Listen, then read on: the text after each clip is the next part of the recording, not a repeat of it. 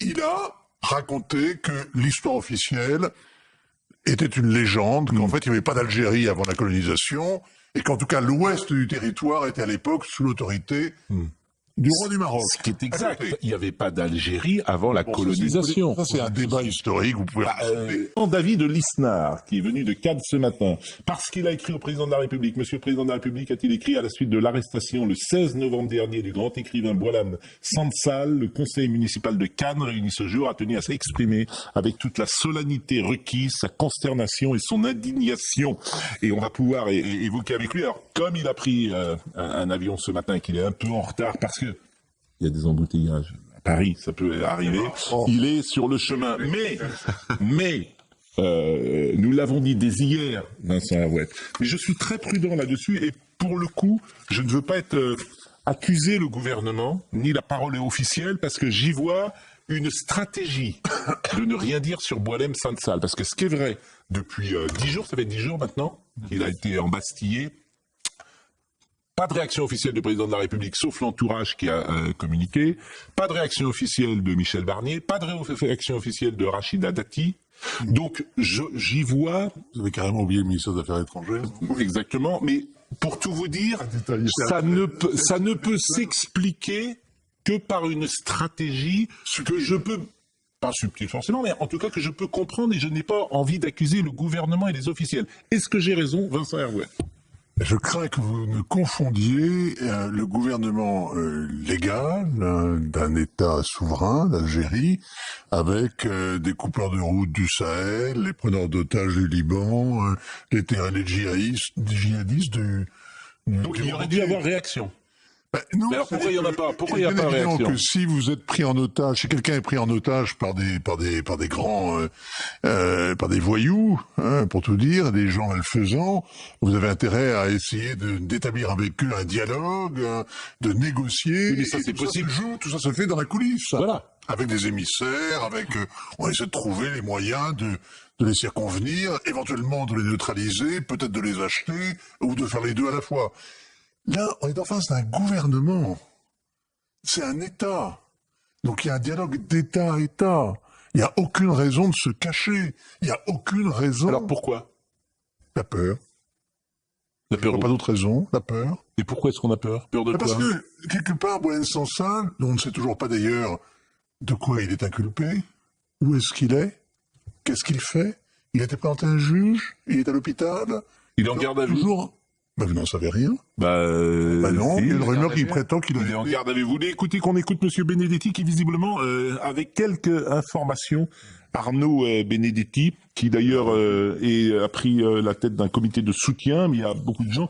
Moi, j'ai vu l'Académie française. Je trouve formidable si l'Académie française acceptait, sans le parcours initiatique habituel, la proposition de Christophe Ruffin par le président de la République lui-même au mois de juin dernier. Et c'est pour ça qu'il est aujourd'hui en prison. Alors, Arnaud Benedetti vous dit, c'est l'article 87. L'article 87 en Algérie punit de la peine d'ailleurs, de la peine capitale, tout terroriste. Et le terrorisme, ça commence avec terrorisme subversif, tout acte portant atteinte à la sûreté de l'État, à l'intégrité du territoire, à la stabilité ou au fonctionnement des institutions. Qu'est-ce qu'a fait Boualem Sansal? Il a raconté que l'histoire officielle était une légende, qu'en fait il n'y avait pas d'Algérie avant la colonisation, et qu'en tout cas l'ouest du territoire était à l'époque sous l'autorité du roi du Maroc. Ce qui est exact. Il n'y avait pas d'Algérie avant la colonisation. Ça, c'est un débat historique, vous pouvez... c'est exact ou pas? Abdelkader vient de cette région-là, mais Salih Hadj, qui est aussi une des grandes figures de l'indépendance, de nationalisme algérien, en venait aussi. Donc évidemment, ça titille quelque part. Mais il y a sur toute l'histoire de l'Algérie, des origines jusqu'à la guerre de libération, ce qu'on appelle la guerre d'indépendance ici, il y a, une histoire qui est tellement bétonnée, qui est impossible à remettre en cause, et le fait d'y donner un petit coup de couteau, c'est une blessure épouvantable pour le régime algérien. Mais c'est un prétexte. Il y a des termes qui étaient juste un mot, c'est un prétexte. La vérité, c'est qu'il est l'otage de la relation minable que la France entretient avec le gouvernement algérien, parce que... Oui, mais c'est pas du fait de la France. Mais la France, elle a été tellement incertaine, tellement hésitante, tellement indécise, tellement... La ligne française est incompréhensible. La ligne Oui, mais de il Macron n'empêche. est Mais incompréhensible. j'entends bien. Enfin, c'est pas nouveau quand même. Mais si, ce qui est nouveau depuis l'été dernier, il se passait deux choses l'été dernier. Boilem Sansal était fait français d'une part, et par ailleurs, Mais que M. Boilem Macron Sansal a reconnu, Oui. comme ça au creux de l'été, Oui. la marocanité du Sahara occidental. Oui. C'est le territoire que se Mais est-ce qu'il a raison? Qui Bah, en l'occurrence, est-ce que c'est exact? quoi que La marocanité du Sahara. Que le sultan ait eu autorité sur un certain nombre de tribus du Sahara, Oui. c'est une évidence Bon, historique. voilà, qu'est-ce que vous voulez que je dise? Enfin, Que les écoutez, Algériens- l'Algérie Mais la entretient... question, Pascal, la vraie question, c'est pourquoi est-ce que la France tremble en face de l'Algérie? oui. Ça, c'est la vraie question. Eh bien, je vous la pose. Dites-la, dites ce que vous pensez. On a tous les moyens. Mais alors, dites, Vous avez dites, 300 allez 000 au bout de visas, votre pensée. 300 000 visas chaque année. Vous avez des transferts de fonds considérables. Alors Vous pouvez bloquer tout ça. Alors Vous pouvez aussi demander des comptes sur les biens mal acquis. Ici, avec l'argent de la corruption. Là-bas. donc pourquoi on a Pourquoi peur? est-ce que c'est toujours les Africains à qui on demande des comptes et dont on saisit les biens? Pourquoi est-ce qu'on ne regarderait pas un peu tous ces généraux qui ont des appartements dans le 16e ou des maisons sur la côte, de nous expliquer comment ils ont fait leur petite fortune? Et répondez à cette question. Pourquoi est-ce qu'on a peur? Ah mais ça, on a honte, on a peur. On a honte parce qu'on a sur notre territoire des Français d'origine algérienne. Qui sont élevés, qui ont été élevés dans le ressentiment et dans la haine de la France. Ça, c'est un problème. Qu'est-ce que c'est qu'être algérien aujourd'hui? C'est considérer qu'on a des droits sur la France. C'est détester cette mauvaise mère qu'a été la France. C'est cultiver un ressentiment qui vous rassemble contre la France et qui légitime le pouvoir en place. Le pouvoir qui est éternellement. Et quand vous me dites que la politique française est cohérente, J'ai pas dit ça. Boilem Sansal, il est déjà au trou, il est déjà au secret. Boilem Sansal, il est depuis plusieurs jours au secret, et l'ambassadeur de France à Alger, avec une grande gerbe, une grande couronne de fleurs, va au cimetière des martyrs déposer une gerbe sur la tombe de l'un des fondateurs du FLN. Vous êtes de mauvaise foi. Je vous ai jamais dit que la politique française était cohérente. J'ai l'impression que parfois nous sommes un couple et que nous parlons comme dans un couple. Effectivement. Et je n'en dirai pas davantage. Mais vous êtes de mauvaise foi, cher ami. Franchement, je n'ai jamais dit ça. Vous me prêtez et des intentions et des pensées que je n'ai pas eues. Bon, je fais juste une parenthèse. On attend David Lisnard. Mais, et vous le savez peut-être, Anne Hidalgo ne se représentera pas. Ah. Mais que va-t-elle faire? Ah bon, alors, Elle ne sait rien faire d'autre, la pauvre. j'ai une petite surprise pour vous. Est-ce que c'est Marine, c'est bon? Alors, bon, Anne Hidalgo ne se représentera pas. Et lorsque les Parisiens ont appris cette nouvelle, je vous propose de voir ce qui s'est passé cette nuit dans Paris, parce qu'on a été un peu surpris, ce qui s'est passé notamment sur les Champs-Élysées, où effectivement, vous voyez ces images qui, effectivement, alors ça, c'est au milieu de la nuit.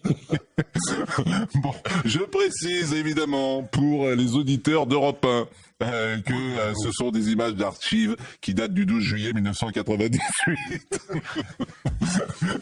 Bon, donc voilà, et que voilà, on est taquin. C'est sans doute la plus mauvaise nouvelle. On est taquin. Mais d'abord, je suis étonné. Pourquoi, alors, oui, mais pourquoi elle se représente pas? Elle a trouvé d'autres villes à dévaster. Oui, je pense qu'elle a trouvé d'autres occupations et c'est surtout qu'elle a trouvé un dauphin et c'est surtout aussi pour ennuyer Emmanuel Grégoire qui souhaite. Oui, mais pourquoi elle se représente pas?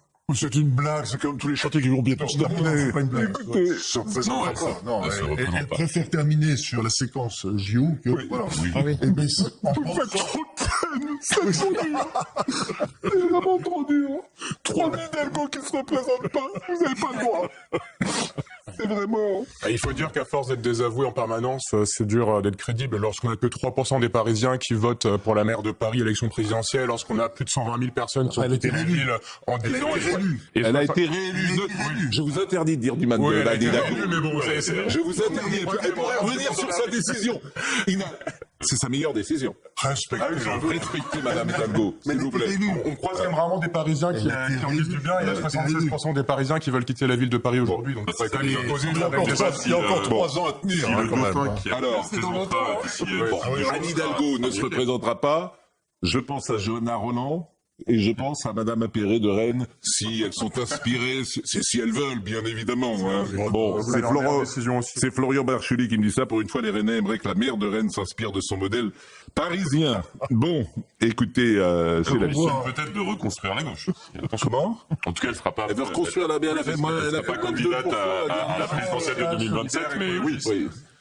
Bon, et alors, qui est le dauphin? On voit le dauphin qu'elle s'est choisi, c'est-à-dire monsieur Rémi Féraud, sénateur de Paris, c'est juste, hein, une voiture vide s'arrête devant l'hôtel de ville, monsieur Rémi Féraud en sort. C'est vraiment, monsieur Nobody, à un point d'incandescence. Un vélo, ça. Un point d'incandescence. C'est quand même. Et tout ça, tout simplement pour ne pas, pour évidemment, parce que Emmanuel Grégoire, qui était son premier adjoint, c'est le félon. Elle l'appelle le félon. Joachim, mais de toute façon. Dans les deux cas, c'est Joachim, il faut que tout change. Rien ne change. Non mais Joachim, Joachim Le Floquimade et puis c'est sûr. Non mais écoutez, franchement, les successions. Alors vraiment, dans tous les univers, politique, entreprise, etc., le numéro 1 ne choisit pas son numéro 2. Écoutez, c'est toujours la même chose. Et quand il le choisit, il le tue. Donc franchement, ça fait 40 ans que je suis dans les entreprises, c'est toujours pareil. C'est-à-dire que le numéro 1, quand il choisit son successeur, au bout de 8 jours, il te dit. الى هنا اخواني نكون قد وصلنا لنهايه الفيديو. كنتمنى يكون المقطع قد نال الاعجاب ديالكم. ما تنساوش دعمونا بزر الاعجاب، هذا كيخلي الفيديو يوصل لجميع المغاربه حول العالم. كذلك ما تنساوش الاشتراك في القناه وتفعيل زر الجرس باش توصلوا بجديد القناه اول باول.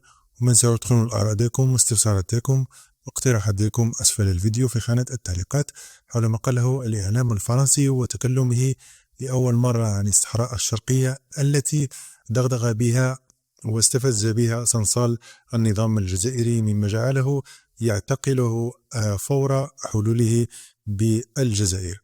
كذلك إخواني ما تنساوش مشاركة الفيديو مع جميع الأصدقاء على جميع مواقع التواصل الاجتماعي باش تعم الفائدة على الجميع. نتلاقاو إن شاء الله فيديو قادم وموضوع جديد. إلى اللقاء.